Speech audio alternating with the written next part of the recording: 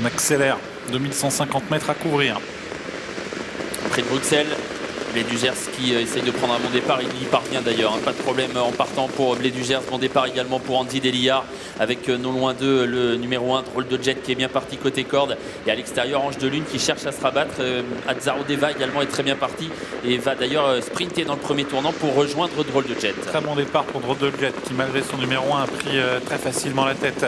Il est rejoint par Azzaro Deva qui cherche à prendre la corde, et puis en dehors Ange de Lune qui se rapproche, et en lot de Jet qui a profité du départ canon de Drôle de Jet pour se retrouver en deuxième position dans son sillage. Ah oui, Orlando Jet en effet dans le dos de Drôle de Jet pour aborder la ligne droite des tribunes, mais voilà Ange de Lune qui sprint.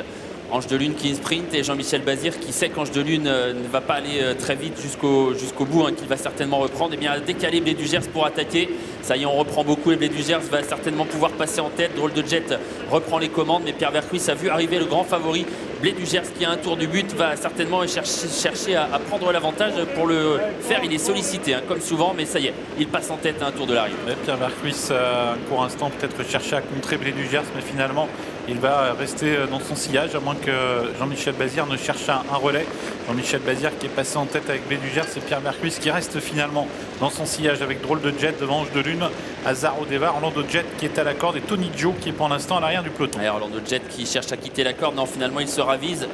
Il se ravise son driver Rudaler qui a repris, et Orlando Jet va se retrouver certainement bloqué car Azzaro Deva est en train de former le wagon de la deuxième épaisseur. Bout de la ligne d'en face bientôt.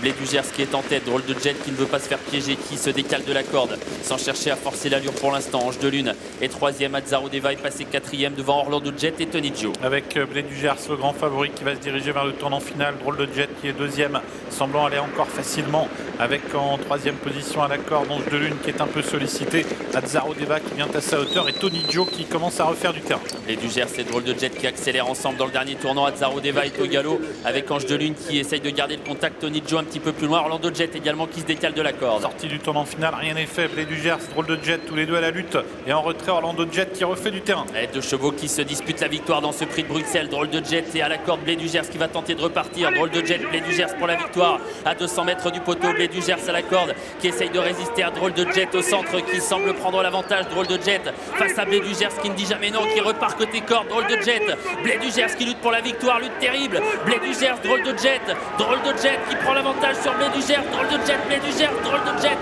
Blé du Gers. C'est très serré, mais Drôle de Jet a peut-être gagné sur le poteau.